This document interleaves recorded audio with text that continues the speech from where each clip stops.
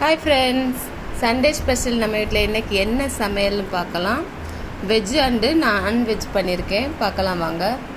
சுட சுட சாதம், சிக்கன் குழம்பு ஃப்ரெண்ட்ஸ், சிக்கன் 65, ரசம், வெங்காயம் வெள்ளைப்பூடு போட்டு ஒரு குழம்பு வச்சுருக்கேன்.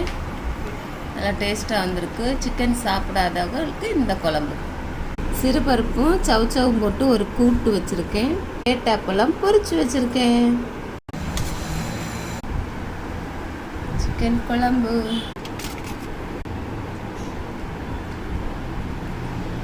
சிக்கன் 65ல் இந்த ஆனியன் வச்சு லெமனை புழிஞ்சு விட்டா என் பசங்களுக்கு பிடிக்கும்.